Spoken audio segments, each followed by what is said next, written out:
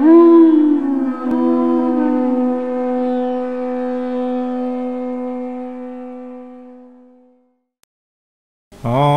Namo Bhagavate Vasudevaya.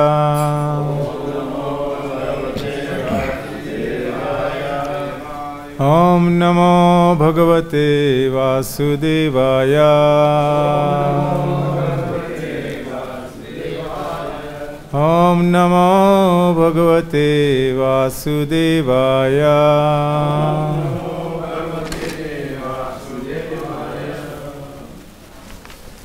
So continuing on Bhagavad Gita 8:22.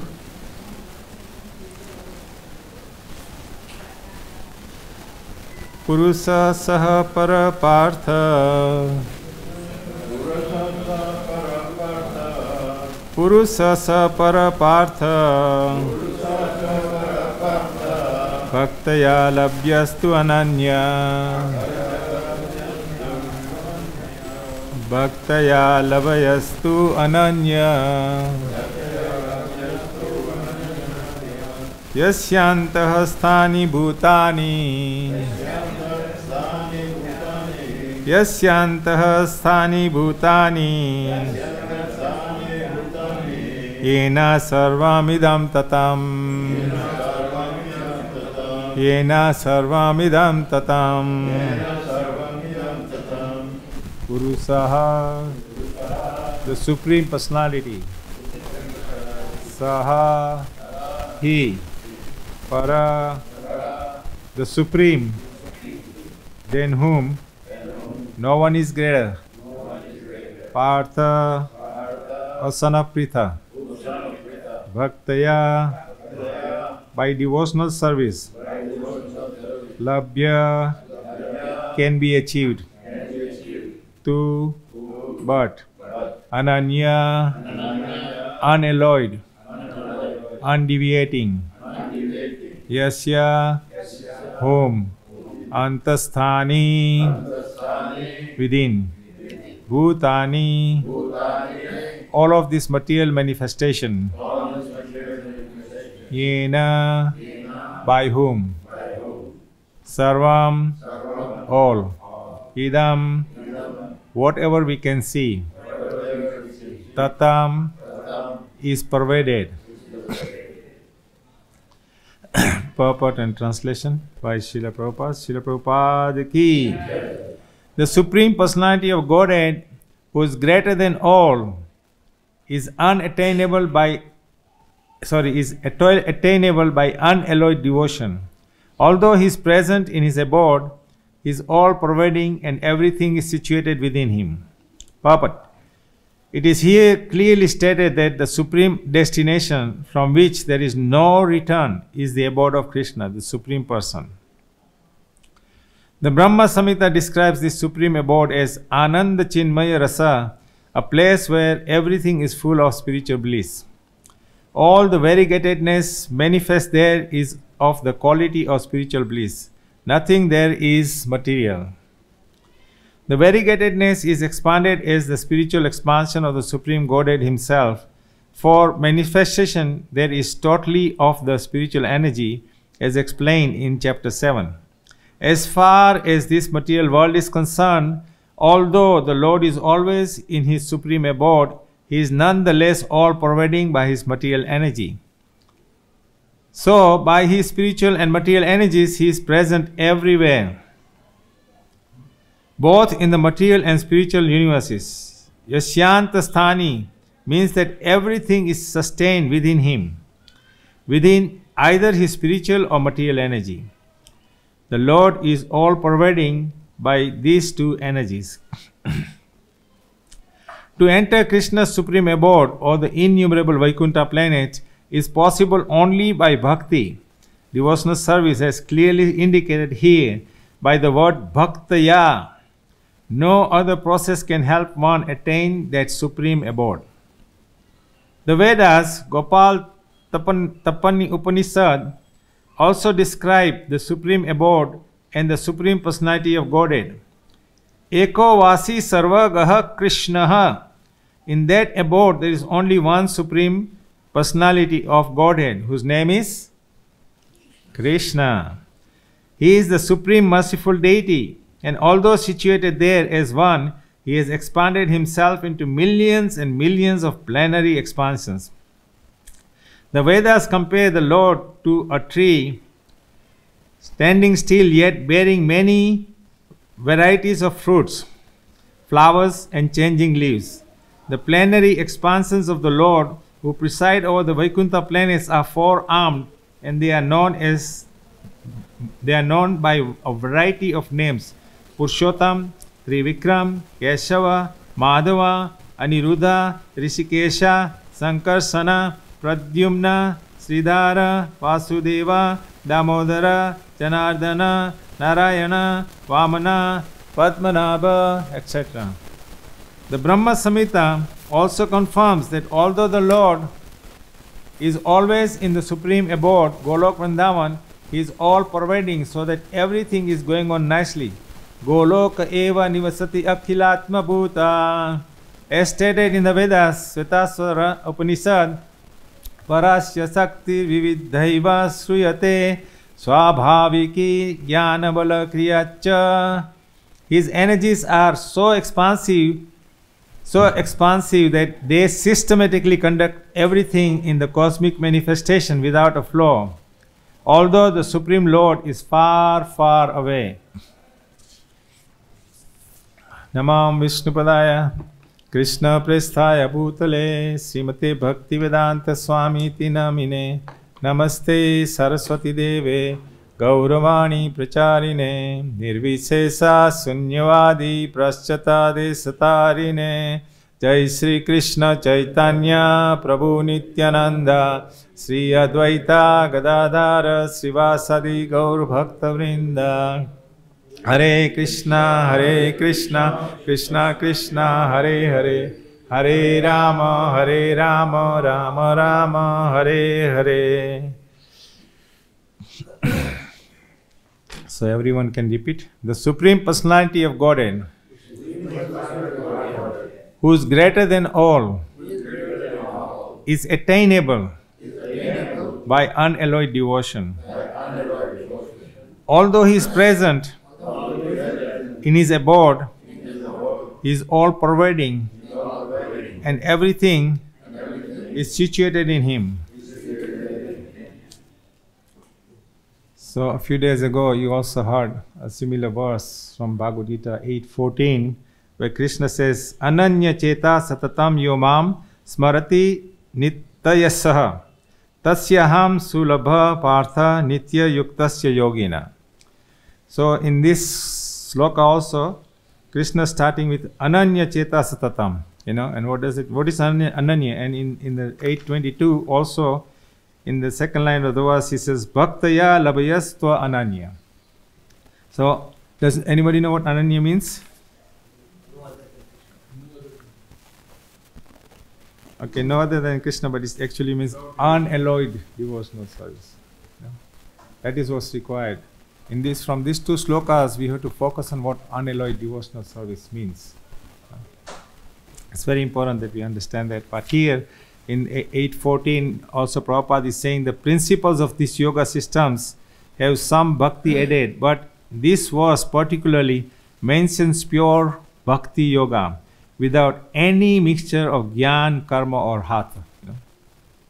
Unalloyed devotional systems, absolutely no other yogas, no other things, no other manifestations. As indicated by the word ananya cheta in the pure bhakti yoga, the devotees desire nothing but Krishna. It means it's Krishna, Krishna, Krishna. Everything is Krishna, Krishna, Krishna. You talk Krishna, you sing Krishna, you think about Krishna, you dream about Krishna, right? Everything for Krishna. That is unalloyed devotional service. A pure devotee does not desire promotion to heavenly planes, nor does he seek oneness with the Brahmajyoti or salvation or liberation from material entanglement. A pure devotee does not desire anything.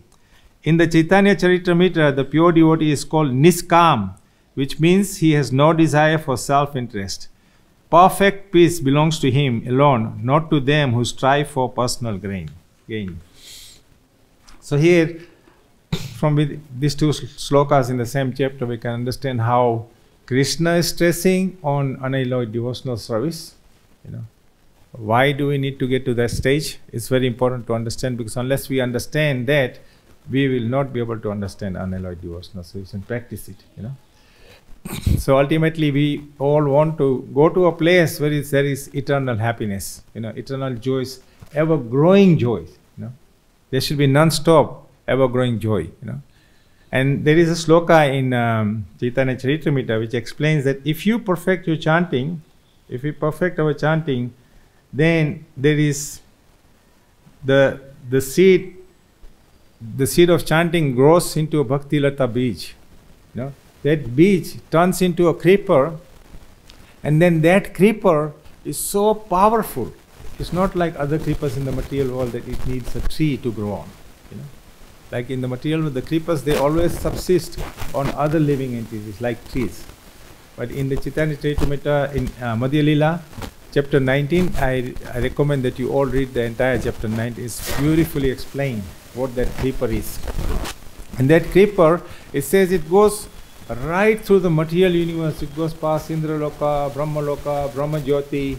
It crosses the Viraj river, and it goes past Vishnu Loka and all the planetary system. It takes you straight to Golok Vrindavan. This is the power of chanting. So if we can understand that, listen, if I want to go from here to London, if I just chant this mantra, I can get to London without having to go through immigration, checkpoints, climbing a plane, alighting, landing, going through again customs and immigration. If I could just chant and be where I want to be, just like that, who wouldn't like to do that? It seems so simple, but it's actually even simpler if we develop faith in Krishna. If we develop faith in Guru and Gauranga and the process that's given to us. So here it describes that Upajya Bade Lata Brahmanda Bhedi Yaya Viraja Brahma Loka Bhedi Para Yoma Paya. And he says, as one waters the Bhakti Lata beach, the spirit seed sprouts and the creeper gradually grows to the point where it penetrates the walls of this universe and goes beyond the Viraj river, lying between the spiritual world and the material world. It attains Brahmaloka, the Brahma effulgence, and penetrating through that stratum, it reaches the spiritual sky and the spiritual planet, Golok Vrindavan. Such a powerful thing, It is just an amazing sloka that Chaitanya Mahaprabhu is given. The purport, this is sloka number 153 in chapter 19. The purport Srila Prabhupada gives, he explains this very nicely, that unalloyed devotional service is the most powerful element of our life. If we can take unalloyed devotional service seriously, then that unalloyed devotional service will take us through different stages of bhakti, where we will develop prema bhakti, where we will develop pure love for Krishna. And then when that pure love of Krishna is manifested, then only we will travel in our spiritual body to Golok Vrindavan. So in that respect also, Rupa Goswami has quoted this Anya Abhilasita Sunyam Jnana Karmadi Anavrutam Anukulyena Krishna Nusilanam Bhakti Rutama. He's also saying that we should not be interested in any material activities, we should not be speculating, we should not be having any bad association, we should just be focusing on pure devotional service. How does that come? That will only come if there is lowliam. Lowliam means greed. We have to have a greed, we have to have that greed. If there is a greed, now generally when we think of greed, it sounds like a bad word, that you're greedy, right? You're greedy for more money, you're greedy for more wealth, you're greedy for more, opulences, you're greedy for everything that you can think of, except for the fact that we don't think that if I develop the same greed, if I can develop the same greed to attain that love of Krishna, then I can be so much more successful. Because if Krishna is there, everything is there, right? So, in order to do that, Then Rupa Goswami say, quoting this sloka, he says, Krishna bhakti rasa bhavita mati kriyatam udi kuto api labhyate tatra lolyam. Tatra lolyam. Lolyam is greed. No?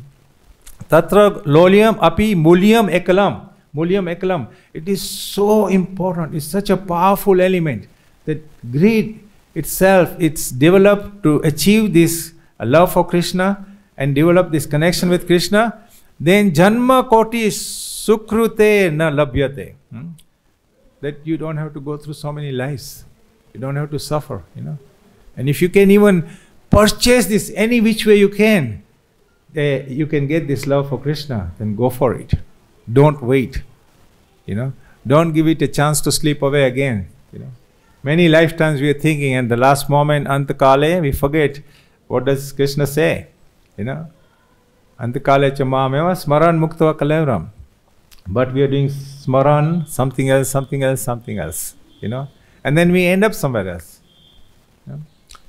Like Bharat Maharaj is an ideal example that we have all heard of so many times. But why is that example given to us? It doesn't matter how elevated you are.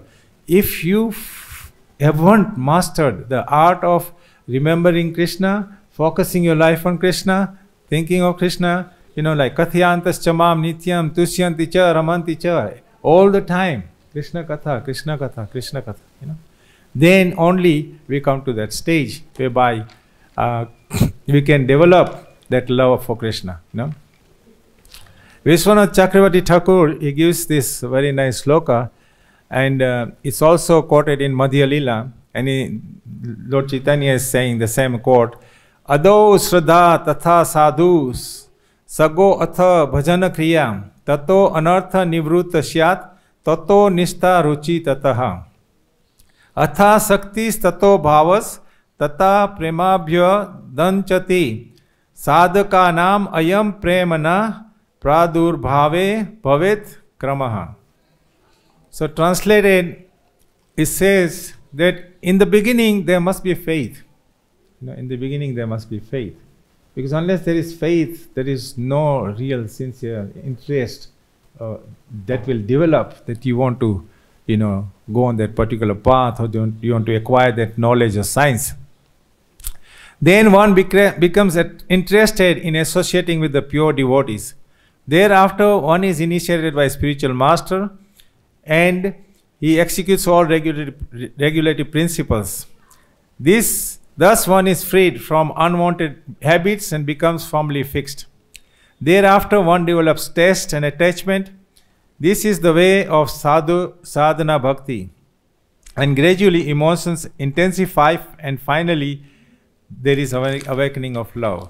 So Srila Vishwanath Chakravarti Thakur, he explains this in step by step in more elaboration as to what it means, how you can get to this unalloyed devotional service. So he starts with Shravanam, and in the Shravanam he is explaining that Shravan with sincerity, with intense listening is very important, because when you listen and you understand, then Shraddha will develop. When you just generally hear something, then some Shraddha, oh, this is very nice. But actually when we give more focus, more attention to what we are listening to, whether it's Bhagavad Gita, Bhagavatam, then Suddha Shraddha develops. That means it's like pure faith, intense faith will develop. That wow, this is so nice. It's not only nice, there is a meaning to it. There is a moral behind every chapter in Bhagavatam. So if we can understand the pastimes, and then we can actually understand the moral behind it, then with our intelligence or guidance of the sadhus and guru, we can actually decide or understand how that particular moral can be implemented in this life. Hearing Bhagavatam is important, hearing Bhagavad Gita is important, but even more important is that once you heard it, what have you learned from it, and what is it that you are taking with you to implement in your daily life? How can you use that particular example to make progress in your spiritual life? So, this when Shraddha develops, what happens, Vishwanath Chakravarti Thakur is saying that the next stage comes, sadhu sangha. So it's natural. Whatever interest we have, if somebody has interest in playing cricket, for example, he'll go associate with those guys who play cricket, If somebody is interested in a lot of business and connections, they will go to Rotary Club or Lions Club or some club where all the businessmen are there. So when you develop your faith in Shastra and the science of self-realization, then where will you go? To go to the devotees, right? Sadhu Sangha. So that Sadhu Sangha comes, and that Sadhu Sangha is of great essential importance. It's great importance. Because you will exchange your knowledges. Sometimes somebody is more elevated, somebody maybe not so elevated, but we fall into that group, and as you start discussing, you'll see that even neophytes will come out with questions which will give you realizations. Sometimes you may not think of a question which a simple person will think of also. And that question makes a difference, big difference in our lives. So Sadhu Sangha is very important. And then from Sadhu Sangha develops Bhajana Kriya. Right? Because now you are understanding, now you're realizing, you go back, chapter 8 is talking about what? Unalloyed devotion. Oh, it's on text 14. It's also in text 22. So then that, Kriya is coming out naturally. Because when you begin to like something, when you begin to enjoy something, nobody has to tell you. You start getting into it. A simple example, Krishna is so kind that he's given us a stomach, right? We all have a stomach, right? Right? And sometimes you think, man, I have to eat again, right? And sometimes when you're really hungry, you go and eat. Nobody tells you that you have to go and eat. Because there's a natural daily activity that everyone has to perform. Without eating, you cannot subsist. But you don't think without eating, I don't subsist. You're thinking on the positive side that what is it that I will have for breakfast today? What is it that I have for lunch today? And if you are a devotee, you will think, what is it that I can offer to Thakurji? What can I offer to Radha Krishna today? Radha Shyamsundar, Radha Gokulananda, whatever your deities are, Shri Gaurnita, you're offering. So you try to make something very nice for them. And a certain stage comes where you're not thinking of your stomach, you're thinking of Krishna. Unalloyed devotional service is a very powerful element. Sometimes you may have many unique karmas from your past lifetimes, and Krishna makes some very special arrangements for you, so that you will continue your unalloyed devotional service. Just like Mother Pisima. Mother Pisima, she was only like 16 years old when she was out on a pilgrimage with a group of devotees. And she came to see this Gaurnitai temple, and when she was standing in front of Gaurnitai and praying, very simply praying, but she became very attracted to Gaurnitai. She became so attracted to Gaurnitai, and she was thinking, they're so beautiful, I wish I could serve them like this. Naturally, I wish I could have deities like this. When you go in front of beautiful deities, you think of many things, because by nature we are desiring all the time. So when you see a beautiful deity's form, also you desire that how can I be connected to this deity. So that night, Gaurnitai came to her in her dream and said, Pisima, you stay here. You stay here and you serve us. So early in the morning, she gets up and she tells all her group members that I had this beautiful dream. And they said, oh, you're so fortunate. This is very lucky. But we have to continue now. You can't stay here. So next night, Gaurnitai come back to her in her dream, and this time they are more serious. That, Pisima, we're serious. We want you to stay here and serve us. So now she's becoming serious. Next morning, again there is a dialogue. But like everyone is waffling, saying, yes, you're fortunate, Gaurnitai coming to you in your dream, but you will keep marching with us in our group. Then on the third night, see what happens. On the third night, they come to Pisima and they hold Pisima's end of the chunni, sari, whatever she's wearing.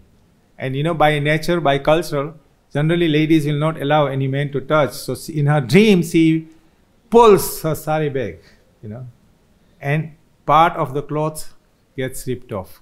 And this is Brahma Muhurta time, just before the Mangalarti. The deities are going to be woken up, and she gets up and she wakes up and look, what happened? Look, this piece of cloth is also not here. They're telling me I have to stay here. So then they all go to the temple room, and the priest, he opens the door, and for sure the other piece of cloth is in the hand of Lord Chaitanya. Isn't that so beautiful? That so wonderful how you can be just a teenager and Krishna comes in the form of Gaur Nitai and says, "We want you to stay here and serve us."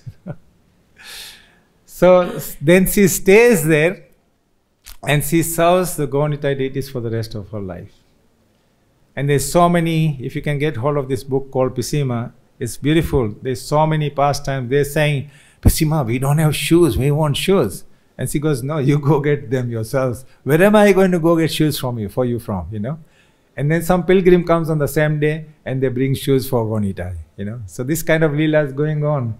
They're asking for different things and she's saying, no, I'm just going to serve you here. You want these things, you get them yourselves. That's the kind of rasa a devotee can have. When you're on unalloyed devotional platform, then this is the kind of rasa you can have. There's so many wonderful examples, And so it goes towards the end of the pastimes of Pisima. It comes to a stage where she is very old and she cannot serve the deities anymore. So the temple authorities, they bring another person. Nobody has any idea the relationship that Pisima is having. Everyone knows she stayed behind and she's serving because she had this dream. So when the new priest comes, after a few days, Gaur Nitai telling Pisima, "Look, we got cold. This guy is giving us cold bath every day." See, that kind of lila is unique. And then Pisima calls the new pujari and says, "Listen, it's cold. You got to give them warm baths." And she's saying, "You don't know. I'm a brahmana. I'm chanting the right mantras and everything. So then she pulls him in front of the deities and says, "Look, come here. If you don't believe me, come here. You see what I'll do, and then you'll understand." So she goes in front of the deities. And she goes with a sari like this and she goes, "Gaur Nitai, sneeze!" So when they sneeze, then the Brahman understands this is not an ordinary devotee. Understand? I could never do that, So then he falls flat in front of her and prays Dandavas. So this is the way, Leelas are performed by Krishna's mercy. But we have to have that faith developing from us, That bhajan kriya has to intensify. When the bhajan kriya intensifies, then you will go looking for shelter of sadhus and then shelter of guru, And then you will follow all the guidelines and instructions that are given to you. And what happens is, as you're doing this, all the anarthas that we have, we all have so many anarthas. So many things are going on in our head. So many things are, acting, coming, going. And a lot of those things are very negative for our spiritual life. So what happens is, all the anarthas are being kicked out because we are chanting, we are dancing, we are following the instructions of the spiritual master, we are associating with the devotees. And this way, the mind becomes more and more and more surrendered. Remember, there is a mind and there is the intelligence. In my previous lecture, I mentioned this, that mind is like a horse, is ready to run in any direction you tell it to run. Mind doesn't really need to sleep. Mind is always active. Even when you're sleeping, mind is busy running in the subtle body. But what is important is the decisions that come. They should come through our intelligence. If you just Google intelligence by Prabhupada, you'll see so many times there is the word intelligence used by Srila Prabhupada. Why he's saying that is that utilize your intelligence properly so that you can control your mind in such a way that it will go in the positive Krishna conscious direction, which is very, very important for us, And in this way, what will happen? There will be Nishtha, and from Nishtha, Ruchi will come. There will be, from Ruchi, Bhav will develop. And when Bhav develops and intensifies, then pure devotion comes. Prema Bhakti arises, And that is when you develop Ruchi, and from Ruchi there is Bhav is manifesting, then you are not anymore on a bodily platform. In the sense that you are not thinking like, generally you are utilizing your intelligence, but at that stage you go beyond intelligence also. Because the soul, the spirit soul, your Swarup Siddha Deha takes over, you take over. The actual soul takes over, the so-called intelligence and the mind. And at that stage, it's just naturally flowing, Just like we mentioned, when it's lunchtime, you just naturally go. You don't have to be pulled. Eating time, you're just naturally being pulled. So this way, you will be pulled towards devotional activities. And then as you get pulled towards devotional activities, then what happens, that seed will start sprouting. Which seed? You remember the seed from Chaitanya Charitamrita? I read just now. The seed will sprout, that Bhakti Leta Bij will grow, and will go through all the universes. No immigration, no customs, no checkpoints. It will go right through. If you worship the demigods, you go to the planets of demigods, right? And if you worship Lord Shiva, you will go beyond this demigod's planet, but you will still end up on planet of Lord Shiva. If you are Ram Bhakta, you will end up on the planet of Lord Ram. If you are Vishnu Bhakta, you will end up there, But the topmost thing that we understand from here is that Krishna Loka, Golok Vrindavan, that is where there is ever-growing joy. If you read that chapter 19, after this verse, it grows into several verses as to how there is a growth in devotional activities. When you are with Krishna in Golok Vrindavan, there is non-stop activities, and these activities are ever growing with more joy and more joy and more joy. If you are experiencing happiness all the time, and that happiness is growing and growing and growing, you will never want to look back. So this way, we have to take Krishna consciousness seriously. There are wonderful examples. And there was one other point I wanted to make, and this is about regarding here, where it says that Krishna is always in Golok Vrindavan, he never leaves, but yet he is everywhere also. And sometimes that question arises, how is that possible? He is the Supreme Personality of Godhead. We are followers of Sanatana Dharma, so we are able to accept that because we will develop the faith. Faith is very important. Shraddha is very important. It's the beginning state and beginning stage of our spiritual life. So there are many yogis also. Like Sabri Rishi, he was able to manifest himself into 50 different forms. Right? And then there is one devotee in Ramanuja Sampradaya who was known as Pipaji Maharaj. He was manifesting himself in many different forms. One time there was Ram Navami festival and he was invited by 5 different villages. So his disciples were saying that, how will you go to all these 5 different villages? And then the festival came and he was in the village where he was worshipping all the time, but he was also simultaneously in 5 different places. And he is doing Abhishek of Lord Ramachandra, doing Aarti and everything. Then he performs some kind of extraordinary lila whereby he leaves his body. In all 5 places he leaves his body. So everyone is doing the Antim Sanskar. And next day they all come to his village, and all 5 of them happen to be, by Krishna's arrangement, they all come to that village at the same time. Each one is thinking, they don't know what's happening in the other village. The disciple don't know that he's gone to other villages. So they all come, and they are coming here to grieve, but they see that Pipaji Maharaj is sitting there and he's doing katha. You see? So that kind of pastime tells us that even devotees, advanced yogis, they can manifest in many different ways, in many different places. That is just a small example. So there is no reason why Krishna cannot manifest himself in every particle throughout the universe, in every place throughout the universe. That makes sense? Yeah. So we have 5 minutes. If there is any comments or questions, then we can take them now.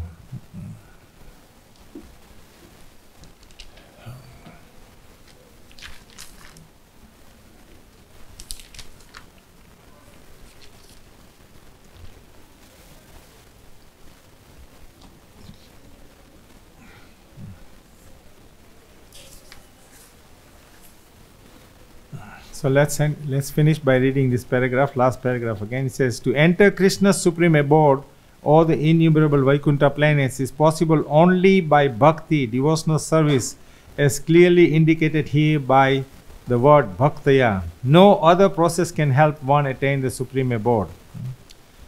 The Vedas also describe the supreme abode as the supreme personality of Godhead. Eko vai sarva gaha Krishna. In that abode there is only one supreme personality of Godhead, whose name is Krishna. Sri Radha Shyam Sundar Bhagavan ki, Krishna Balaram ki, Sri Gaunita Bhagavan ki, Srila Prabhupada ki, Bhagavad Gita ki, Nitai Gaura Premanandi.